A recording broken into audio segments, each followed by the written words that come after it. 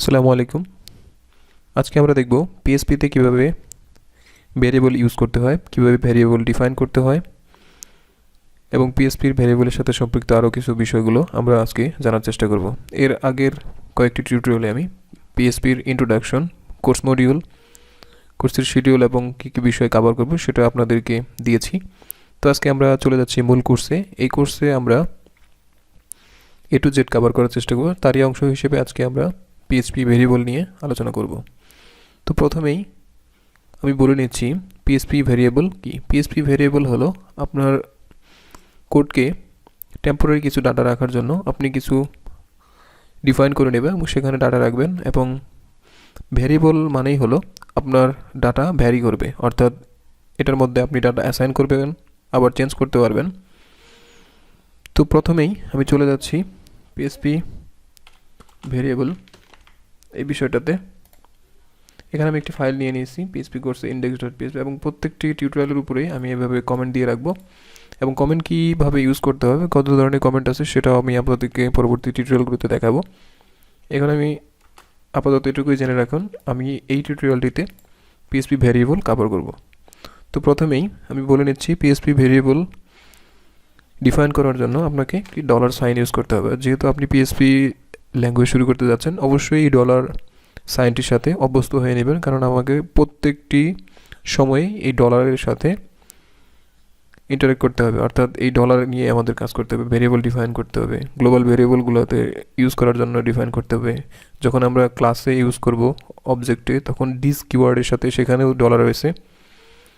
আস্তে আস্তে আপনি এই বিষয়গুলোর সাথে অভ্যস্ত হয়ে যান। তো প্রথমে আমি বলে নিচ্ছি পিএসপিতে ভেরিয়েবল আপনি কীভাবে ডিফাইন করবেন। এখানে আমি একটি ডলার দিয়ে নিলাম, ডলারের পর ইকুয়াল দিলে 5, অর্থাৎ আমি এখানে ডলার এক্স, অর্থাৎ এক্স আমার একটি ভেরিয়েবল, ইকুয়াল হলো অ্যাসাইন অপারেটর এবং এখানে আমি 5 ভ্যালু অ্যাসাইন করেছি এবং সর্বশেষ আমি এখানে সেমিকোলন দিয়ে আমার কোডটি শেষ করেছি।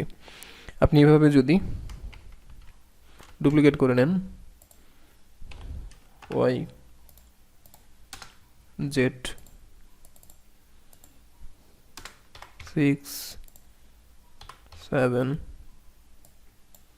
অর্থাৎ আমি এখানে 3টি ভেরিয়েবল ডিফাইন করলাম।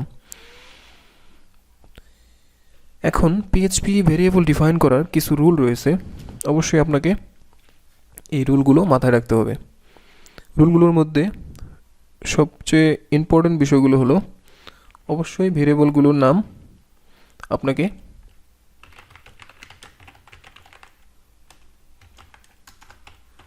ডলার দিয়ে স্টার্ট করতে হবে, স্টার্ট উইথ ডলার। এরপরে আসে ভেরিয়েবল ডিফাইনের ক্ষেত্রে আপনি শুধু আলফা নিউমেরিক ক্যারেক্টার ইউজ করতে পারেন। সেক্ষেত্রে আপনি এ থেকে জেড, 0 থেকে 9 আন্ডারস্কোর ইউজ করতে পারবেন। অবশ্যই হাইফেন ইউজ করবেন না, অর্থাৎ আপনি এটা মাথায় রাখবেন। পিএসপি যদি আমি ভেরিয়েবল ডিফাইন করি, অবশ্যই এ থেকে জেড, অর্থাৎ ক্যাপিটালের এ থেকে জেড পর্যন্ত এবং স্মল লেটারের এ থেকে জেড পর্যন্ত এবং 0 থেকে 9 পর্যন্ত যে কোনো কিছু আমি ইউজ করতে পারি এবং সাথে আন্ডারস্কোর আমি চাইলে ইউজ করতে পারি। এরপর আসি ভেরিয়েবলটি অবশ্যই লেটার অথবা আন্ডারস্কোর দিয়ে শুরু হবে, letter or, start with letter or underscore. এরপর ভেরিয়েবলটি কোনোভাবেই নাম্বার দিয়ে don't start with numeric, don't start with numeric or symbol. আরেকটি বিষয় মাথায় রাখতে হবে, সেটা হলো ভেরিয়েবলে কখনোই স্পেস হওয়া যাবে না, don't use space in variable. এই কয়েকটা বিষয় যদি আপনি মাথায় রাখেন, তাহলে অবশ্যই আপনি ভেরিয়েবলের বিষয়গুলো জেনে নিয়েছেন ইতিমধ্যে। তো আমি এই সমস্ত কেসগুলোকে ইউজ করে কিভাবে আমরা ভেরিয়েবল ডিফাইন করতে পারি সেটা আমি আপনাদেরকে দেখাচ্ছি। এখানে আমাদের 3টা ভেরিয়েবল ডিফাইন করা আছে।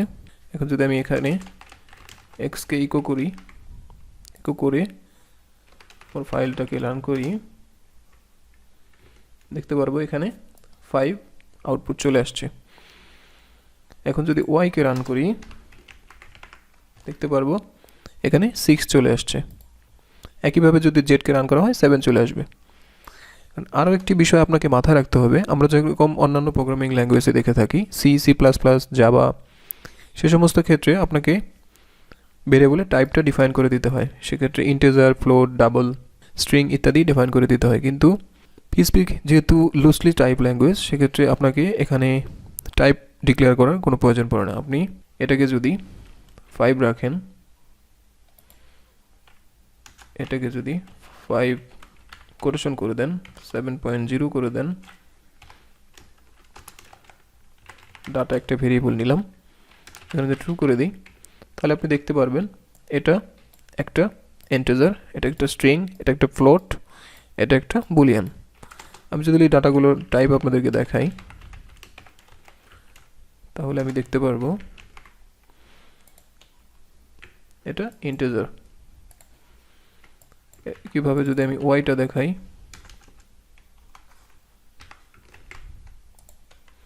দেখতে পারবো এটা একটা স্ট্রিং। এখন যদি ডাটাটা দেখাই আপনাকে,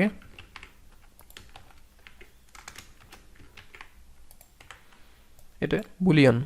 ঠিক একইভাবে আপনারা চাইলে এভাবে নিজেরা প্র্যাকটিস করে বিভিন্ন ডাটা টাইপ নিয়ে নিজেরা অভ্যস্ত হতে পারেন।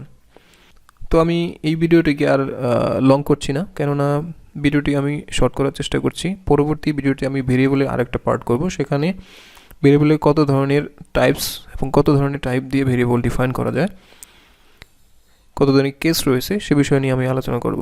আজকে এ পর্যন্তই, ধন্যবাদ।